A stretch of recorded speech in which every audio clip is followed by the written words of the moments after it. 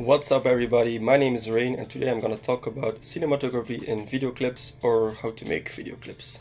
So the first thing I do is meet up with the artist, that way I have a better understanding of what the artist wants to bring. During the session we brainstorm about ideas and concepts. When I get back home I make sure I make a storyboard, a scenario and a shot list. Then we meet up again, I show him the results.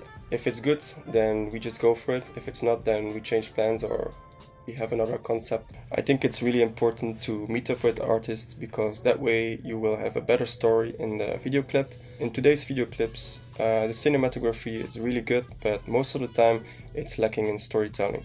So if you have a good story, your video clip is gonna stand out from all the rest. The next thing I want to talk about are my camera settings. I film at 24 frames per second and I use double the shutter speed. My shutter speed should be at 50. If your shutter speed is too high, you're gonna get jittery footage and there's not gonna be any motion blur. If it's too low, you're gonna get too much motion blur. Of course, if you wanna compensate like quick movements, then it's interesting to put the shutter speed a little bit higher. When you have access to fast lenses, then make sure to use them. Your subject will pop out and the rest of the scenery that doesn't matter is gonna be blurred out.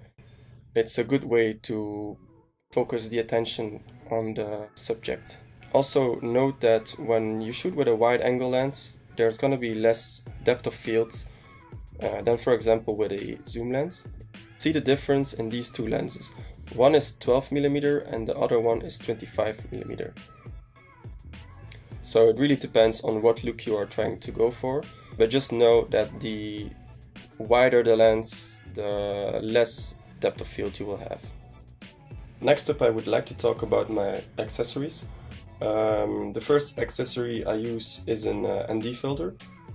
This ND filter is really useful when you're shooting in broad daylight and you want to shoot wide open. One of the problems you will have with these ND filters is that all your lenses have different filter threads. So that's why you will use like step-up rings. These step-up rings are really cheap, and if you would buy like ND filters for every type of lens, that would be really costly. So I really suggest you go buy some step-up rings, and that way you can fix this problem.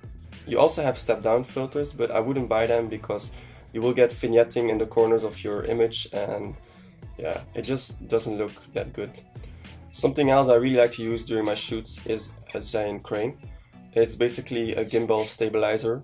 You can take some really cool shots with it. For example, you can have an orbit shot. You can also have a Dutch angle shot. In this shot you offset the horizon. Then there's a jab shot. You can use this shot to cover a large distance of horizontal or vertical movement. And lastly, you have a slider shot where the camera moves in a certain direction. The last accessory I use are my light equipment and a reflection panel. I use one big light as a key light, then I have another small one for fill lights and another one for backlight. The reflector can be really handy if you don't have battery life left. The set I bought was recommended by Caleb Pike. It's a $500 lighting kit. I will put a link to the video in the description so you can see it. The next step I want to talk about is composition. They can really guide you through the process of filming and it's a really helpful tool. Remember that these are just guidelines and it's really important to try your own stuff. The most famous rule is probably the rules of thirds. The basic principle behind the rule of thirds is to imagine breaking an image down into thirds, both horizontally and vertically, so that you have 9 parts. If you place points of interest in the intersections or along the lines, your photo becomes more balanced and will enable a viewer of the image to interact with it more naturally. Also look at the subject's head direction. In the first example he's watching out of the frame, and in the second example he's watching in the frame. Most of the time you will use the second option because you want the viewer to look inside the frame. The first example creates some doubt in the viewer's mind and can create a little interest as a viewer of the shot wonders what they are looking at. Remember that this is just a tool and it's not always the best option. A good composition leads the eyes of the viewers inside the canvas. Another thing I like to use to lead the viewer's eyes are perspective lines. As you can see in this example, all the perspective lines are leading towards the center, so it makes sense to put the subject there. If I had used the rule of thirds in this shot, it wouldn't make sense and the image would look less strong.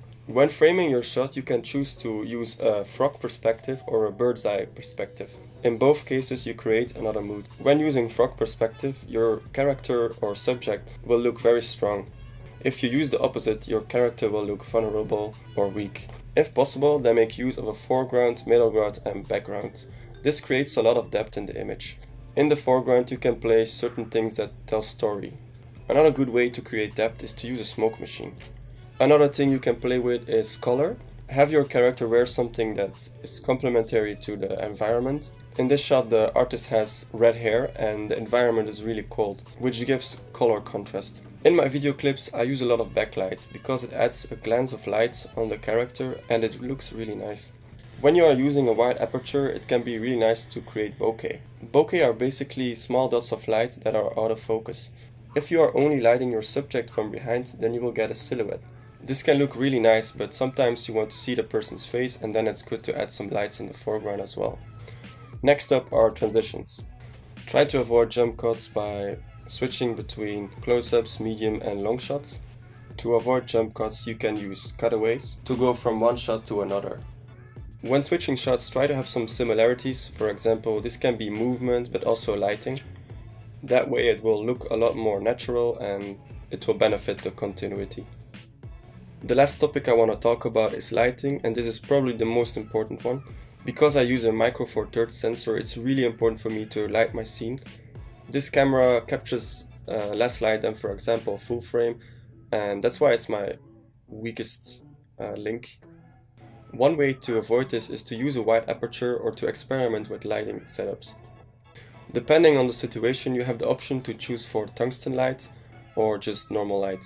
You want to use tungsten light when there's an object with a warm color temperature. This can be a light bulb or a microwave or something else within the scene. Most of the time I use a 3-point light setup. My strongest LED will be the key light and the two other ones will be a fill and backlight. A good time frame to shoot outdoors is during sunset or sunrise. You get some really dramatic lighting during these times and everything looks less flat. When you don't have access to LED lights, then just be creative and use your environment. You can use a reflector to bounce off light, and reflectors are relatively cheap, so that shouldn't be a problem. So that was my video about cinematography in video clips, or how to make video clips. I hope you liked it, and please leave a comment and give me some tips, because this was my first time speaking in front of a camera. Thank you for watching and see you next time.